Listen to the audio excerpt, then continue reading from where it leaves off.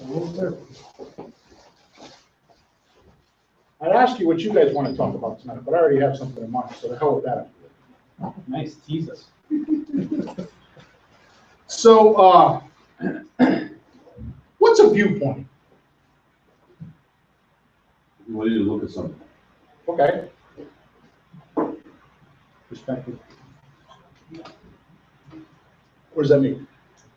Perspective is the way I look at things, what I want to see. Glad I asked the question. Huh? So what's a viewpoint? Because nobody's given me an answer yet. Wait, read the book, I'll look it up. It's not in the book. So a viewpoint is, I won't draw it because then I got to erase it. You're correct from the standpoint of how you look at it. But a viewpoint involves two things. Your location and the thing you're looking at's location. Because somebody could be on this side looking at it from there, and their viewpoint's going to be different than yours. Isn't that perspective? Could be. But the point that I'm trying to make, I didn't say you were wrong, I'm just saying that to clarify it, it's the position that you're looking at it from. And I think that's what you're trying to say with perspective. So it's the position you're looking at it from. Okay? Because unbeknownst to most people, you can change the position that you're looking at it from. Right? So in marketing, I talk a lot about viewpoints, right? What does that mean in marketing? A viewpoint in marketing, what would that mean? What you want them to look at. What you want them to look at. Yeah, right. So if you change the position and go around the other side of the table and see what they're actually seeing. I think I'm not a big TV guy. I watch it at night when I go to sleep for about half an hour, 20 minutes if I make it. And in the morning, if I get up at 5:30, I'll entertain myself for half an hour so I don't have to get out of bed later. That's my extent of TV. I watch very few shows. I watch stupid shows, 2.5 Men. I watch Big Bang Theory. I watch stupid shows because I'm not there to do anything other than just appease my mind from doing something else. So I'm not a big reality TV show. My wife is. She watches all those reality shows. The most impinging, most brilliantest idea I ever saw on television is Undercover Boss. The owner, who thinks he has an organization and understands it, actually goes down the org board and works on hats that he has no idea how they work. Like Subway, he has to make a sub. You would think that the owner of Subway knows how to make a sub, wouldn't you? Mm-hmm. No. Why is that? Too far removed. Right. So this is the crux of tonight's lecture. I don't really call it a lecture, but there's no other word that I can use. It's tonight's talk, let's put it that way. So viewpoint.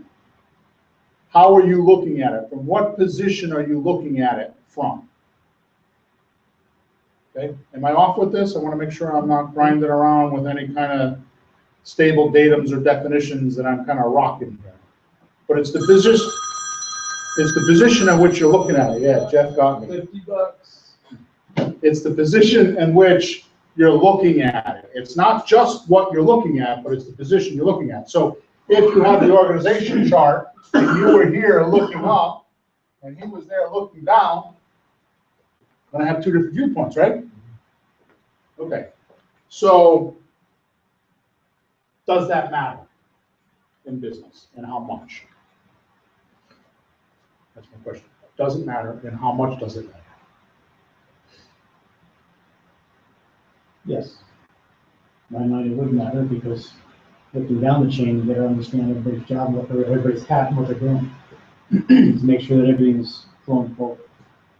From the bottom up, you want to make sure you understand it well because you want to know how you fit into the other pieces as you go up. Okay. Anyone else? All right, too. Yeah, I think that's pretty good. Okay. My personal opinion is viewpoint is the sole difference between a successful business and a not successful business viewpoint. So, from our reference point, this is our reference point now. Speaking from experience, this book, this wonderful book that we have here. If you haven't seen one, come see me. There's a couple over there. Everybody should have one, because that's what we work on these days. We have this organization chart called the org board, right? Short. It's got these divisions, right?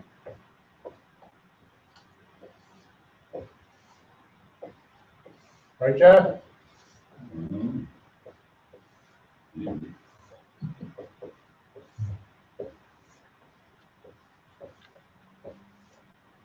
Up here we have the executive director. And then we have our EC guys here.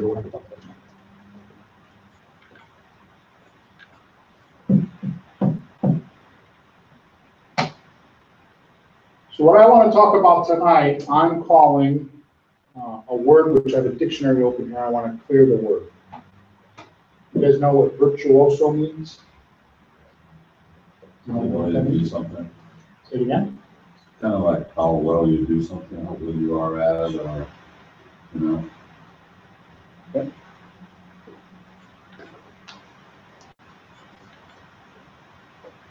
I'll read it to you, okay?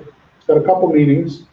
I'm kind of taking it a little bit out of a little unusual definition here. But we'll see why in a minute. You want the music definition? Yes, it's about music. The first definition is, where the hell did it go? It's on this page here somewhere. Yeah, okay. Yeah, there we go. So the first definition is one who is exceptionally skilled in one of the fine arts, especially in music. Okay?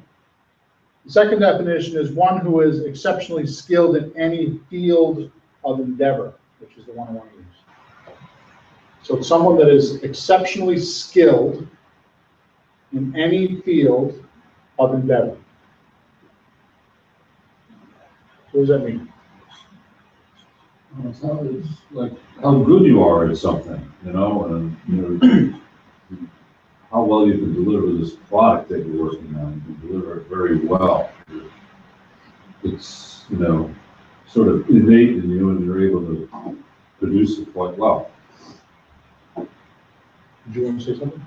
No, I agree with that. It's kind of like, you know, that part, it's like being a conductor of your business. Yeah. Where you make sure that all the different segments operate properly. Good. So, kind of like a conductor running a score. Right, with the different sections of the orchestra. Good. So now let's put so I'm going to call this lecture Virtuoso Admin. So what would that mean? Somebody who's very skilled in the admin of the business. The administration of the business. Okay, now let's put the datums together and then let's kick this lecture right into gear. So most business owners, not every, but most businesses or business owners start where on the org board? When they start their business, where's their skill? Usually. Division 4, that's right. So what does that mean? Division 4 is what? They're doing this. Right. So give me some examples. Karma account, that's right. So what would normally happen when a guy opens a shop on? He does it from a viewpoint of the karma account. Right. So, and just because you picked that topic, and I consulted 400 or 500 of them a year for 5 or 6 years, here's what I know. And I know this because so many people told me this. How'd you get started in business? That was the question. Well, I was working for this guy and he was charging $85 or $90 an hour. And I was doing all the work.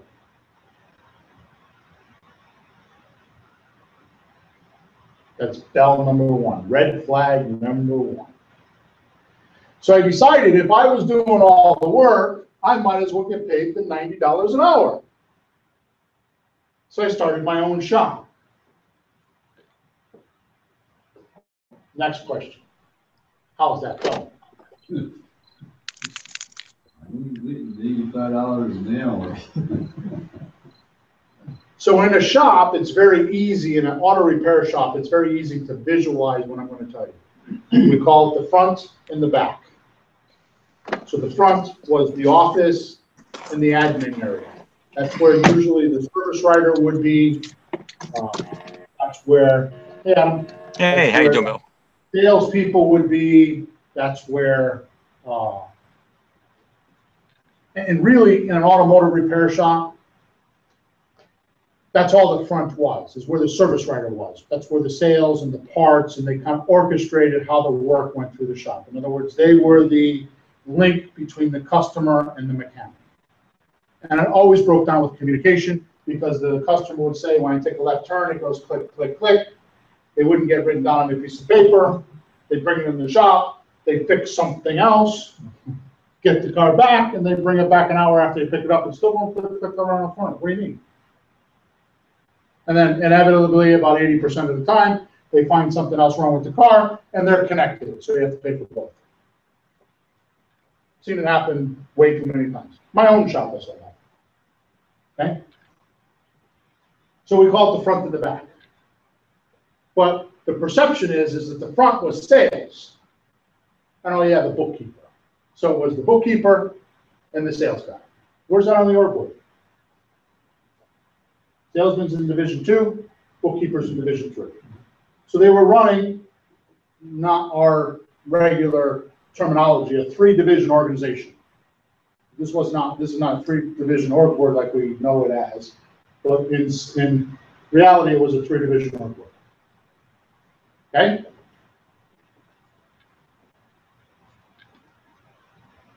Are you with me so far? So the word is virtuoso, right? So he was a virtuoso technician. He worked in Division 4. He started this business because he was an exceptional technician. And I have to tell you, the guys that told me this, when I looked at their billable hours, they were pretty good. They were good technicians. They were the technicians that everybody in town brought their car to because nobody else could fix it. So they were good technicians. They were good with their hands. But how much was he giving up of that business?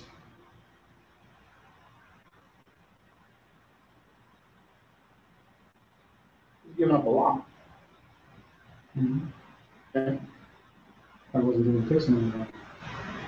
Well, he was. The problem is he's trying to fix the cars. He's trying to control everything. He was micromanaging. So when you're in Division 4 and you're too close to Division 4, it's a trap, because now what happens is when you're working in Division 4 and now it's time to come up to the top of the organization chart up here and work with management to make a decision based on should we spend the money or shouldn't we, what's he going to think? He has sympathy, not that you shouldn't, but he has sympathy for Division 4 because he's Division 4. It's a weak link. So you're going to tend to buy that piece of equipment, or you're going to tend to hire that guy, or you're going to tend to do the easy thing first, whereas you may not work it out. Understand? So if this organization was run the way it's supposed to run, if Division 4 needed a piece of equipment, they would purchase order for it, right? They would write some sort of a report or whatever. It would go up to management. And if the owner is absentee, it would go to the owner.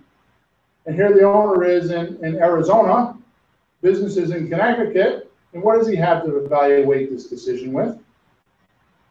Whatever he's holding in his hand. Is he going to have a different position than this guy that has all the feelings? Viewpoint. Right? Unfortunately, Unfortunately, what happens is the most amount of benefit in any business is in administration.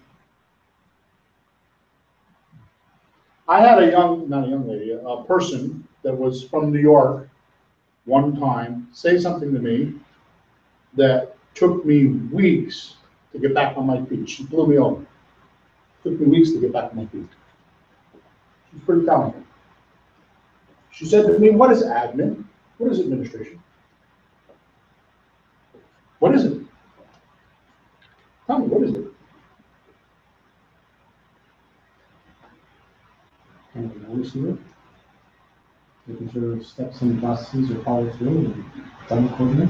So if I were to say, I posted my stats, I did my admin, what would that mean? It was required, you did your steps. Did your administration work, Right, yeah. right? So it's kind of like, I'm over here, and the administration stuff is over there, right? I'm kind of a little bit disconnected because I'm in Division 4 now, viewpoint, I'm in Division 4, but in subconscious mind or the back of your head or however you want to word it, you're thinking, I got to do the work because that's how I get billed. I'll do the paperwork later. But for right now, I got to do the work because I got to pay for it. I'll do the paperwork later. Translates to revenue. Over. And I always thought that. It was an additional thing. You work hard all day long, especially an auto mechanic, in the summertime, not air conditioned. He's tired.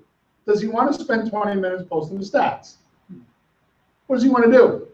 Go home and drink a beer, kick the cat, whatever he does. That's extra. That's above and beyond. That's like hold the data. So this person, her name was Droro, by the way. She worked on the freeways. And she said, you know, I've dealt with a lot of people like you, Bill. And a lot of them think that way. She asked me, what's admin? And I'll tell you what handled it for me, she said. I said, what's that? She said, I feel like what I do in my job is important. If you're in Division 4 and you're making money, is that important? Yeah. It's your career. It's your third dynamic. It's your group. Right? Of course it's important. You got to feed your family and your employees and pay your rent and be responsible and all this stuff, right? She said, so I feel like what I do is very important. Here's the thing. If I don't write it down or I don't do my admin, who knows I did it?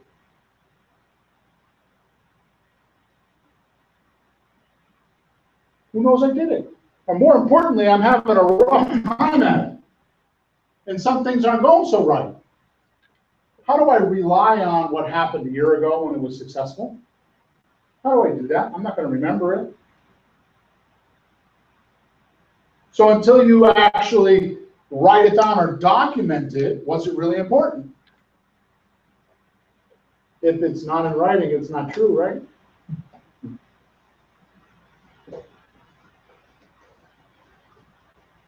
You have to write it down. Because someday you might want to pull it out and say, what did I do? You got a danger condition formula, right? You're in danger. What do? What's the first step of the danger condition formula? First step. You want to give it to me or you want me to read it? I know that one by heart, I'm afraid.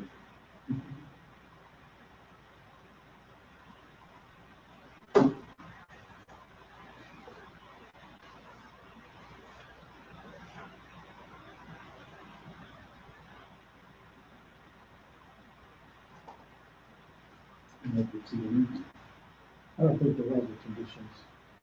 All of them. There is a section, a little bit on that. They break it down in different parts of the thing, under conditions. Isn't there a ethics thing that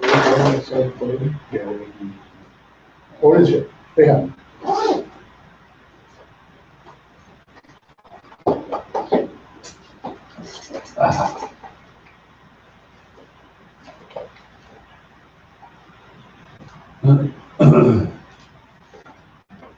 Paving condition, page 97. Thank you.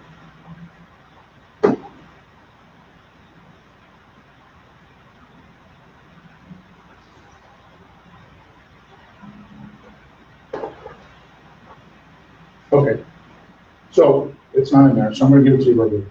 So the first step of the danger condition formula is to bypass normal habits and routines.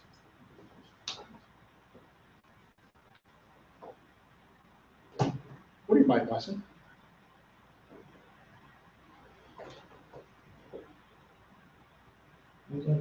What do you gotta bypass normal habits and routines. What are you bypassing? If you didn't write nothing down the week before, How do you know? how do you remember what the hell you did? So what are you gonna do, guess? Is that what we're doing here? We're throwing darts at this? Close your eyes, throw a dart, okay? I think that's what we'll do this week. Is that what you're doing? Or did you take the time and actually write this down the week before and go back and look at it? Oh my goodness, on Tuesday I wasted 4 hours in the afternoon talking to Jane. I shouldn't have been doing that. I should have been doing this. How would you know? You're bypassing what? Your imagination? Your interpretation of what happened? Oh yeah, by the way, the craziest guy in the place? Because in the auto repair shops, we used to tell the guys, I was sitting out front. I was across the street from your shop. And they say, yeah, what'd you see? I saw this guy with his hair on fire, or this guy running from the front to the back, from the back to the front, from the front to the back. He was going so fast his hair was on fire. Who's that? The owner.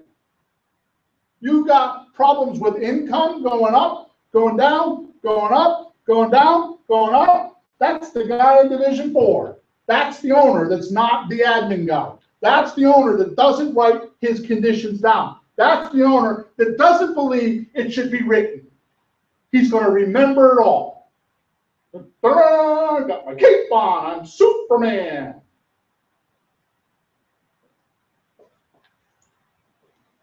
That's the guy that's disaffected from the admin tech. That's the guy that feels like if I just work hard, I'll make a lot of money. That's the guy that has trouble getting himself turned over and letting others get on with the job. That's the guy that has to micromanage. That's the guy that knows everything.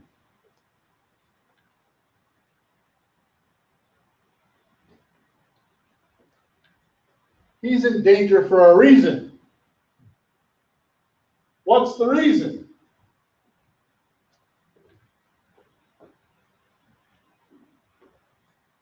He wasn't being a damn boss.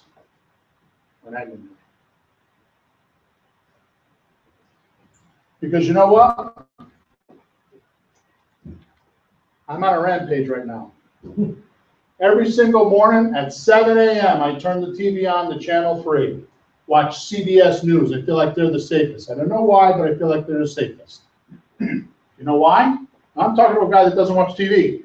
You know why I'm watching the news every morning at 7 o'clock? Come on, you guys tell me why. Who is it that I want to see about?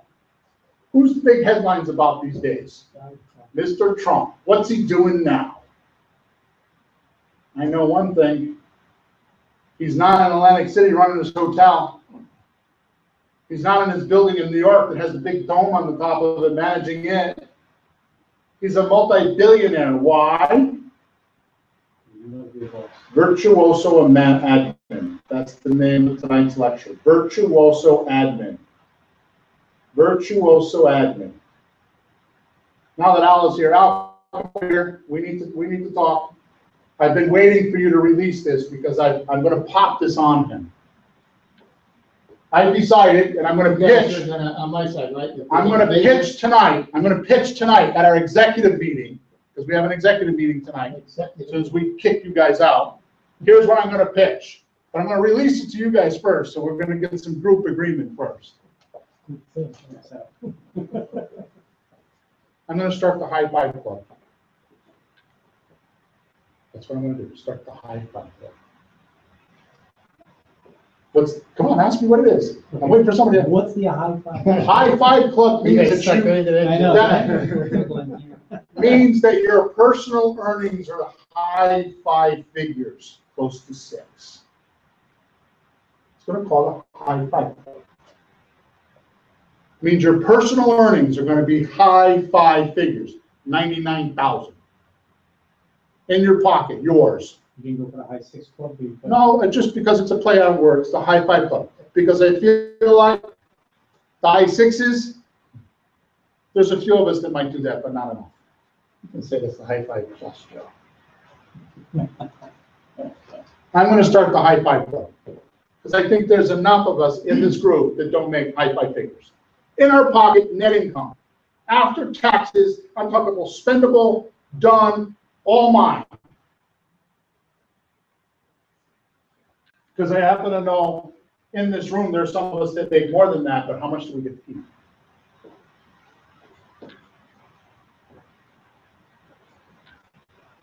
You are not going to release yourself and have what you want if you don't become a virtuoso, that's the new word, virtuoso admin person.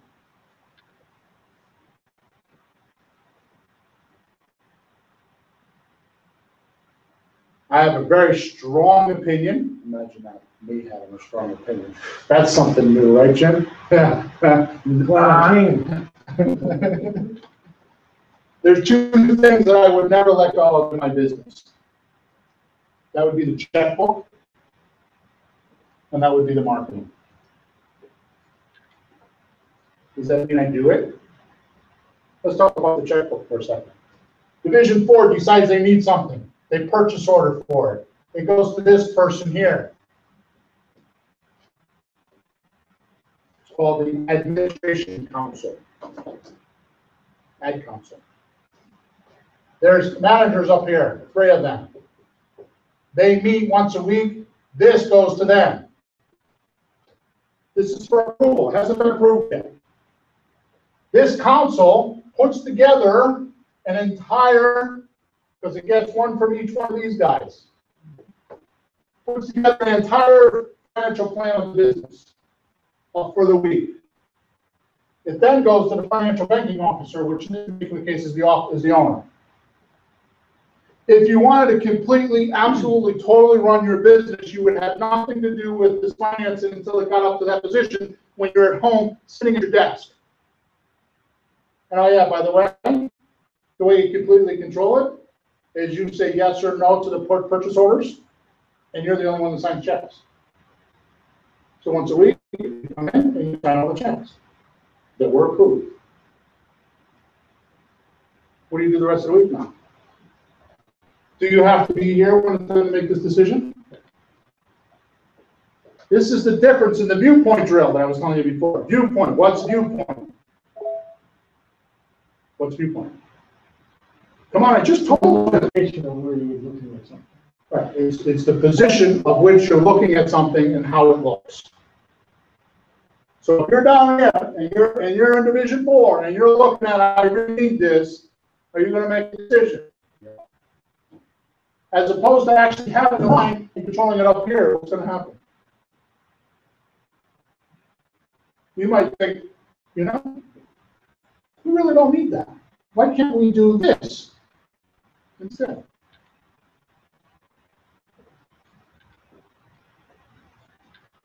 Good point, George.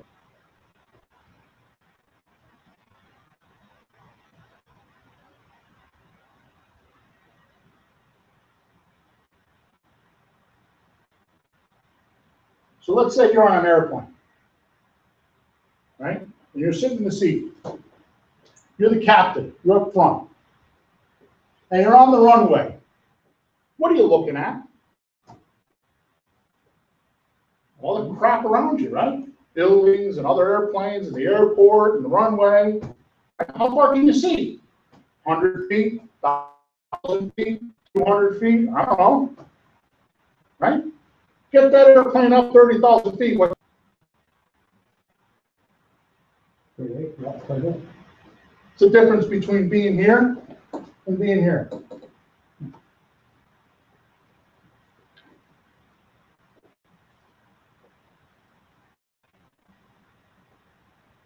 The problem we have in this community, including myself, is we don't up here decide to use the tools. If you really believe that these tools existed and they worked endlessly, no flaws, and you really believe that these tools were the, and I'm talking about the admin scale, these tools were the only tools you had, and you believed in them wholeheartedly without any doubts or reservations and knew they worked, what are you doing down here?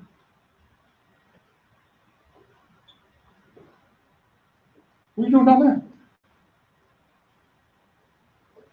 What are you working in your business for that matter? If you really, honest to God, really, for blood, believe that the management tools we had worked, the ones in this book, this little book, this is all you need. This is why we're doing this. This is all you need. Because one of the things that we figured out is all those other books we were using, what were they doing? Confusing us not out every day. It's too much. It's all right here in this book. This little book right here has enough tools that you can run your business in a 30,000 view, 30,000 foot view.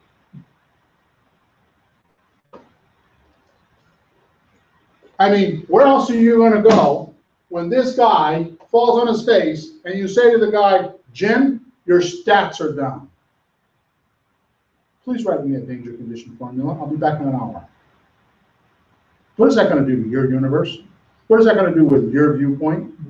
What is that going to do with you personally as a being? You're either going to do one of two things. You're going to write the condition, have your cognitions, get in gear, or you're going to blow. That's it. And either one tells a story. But you know what? As the owner of the business, because I really believe those tools work, I don't have attention on it anymore. Come back in an hour, read the condition formula, start. Or this isn't right, what's going to happen here, blah, blah, blah. 10 minutes later, we're done. Do I have attention on you anymore? You know why? Where's the next week? You're only going to get away from me for 1 week. That's it. You're going to get away from me for 1 week. You can't ruin me in 1 week. One guy can't ruin me in 1 week. I don't care how many antisocial characteristics. I don't care how suppressive, oppressive, what, you can't ruin me in 1 week. Just can't do it. You can clean out my checkbook. As long as I still got the place, I can still get back to going. Yeah. It might hurt, may suck, may not be fun. But you can't ruin me. Not 1 week. And if you really believe that these tools work flawlessly, 100% believe, there's no more conversation. Because when applied correctly, millions of times on planet Earth, in the last 20, 30, 40, 50 years, these tools have worked and changed, made miraculous changes, miracles, right now? Miracles around the world, different languages, different cultures, doesn't matter. It changes lives.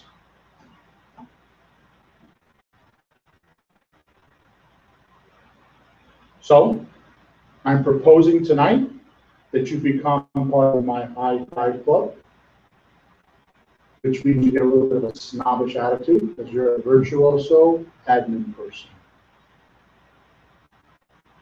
Yeah. Pardon? That. That. Oh. That's good, Al. Where's your bat? Leave it to the engineer. So just to finish, because we're running late, because I'm babbling now. Virtuoso is one who is exceptionally skilled in any field or endeavor. What I'm proposing to you tonight is you don't have to be skilled in this technology. All you have to do is just do what it says. It's already figured out. It's already been tested. It's already been sorted out. You don't have to reinvent the wheel. We have this fortunate ability to use this thing called an admin scale and condition formulas and graphs and all. You don't have to do anything except just do it. You just have to be tenacious about doing it and actually documenting things in your life. Remember what I told you earlier? That was my cognition. Admin's over here, I'm over here. It's not an added thing. It should be the first thing you do, not the second. Because if you do it, then everything else will fall in behind it. So our new motto is, if your business is not doing well, VAP it. We can play on this for a while. You asked me to join the group. I mean, you had an opportunity to leave me over there, but you didn't take it. Al's the vice president of the High Five Club. He was just appointed. So he's considered a master backers? A master vapper, that's right, see? There you go. Does this make sense, guys? Viewpoint, what's your viewpoint? If you hold the viewpoint that my admin is what's going to get me out of the mud, my admin's going to make me rich, my admin's going to give me everything that I want, and do it, what will happen? Your dreams will come true. And the trip will be a blast.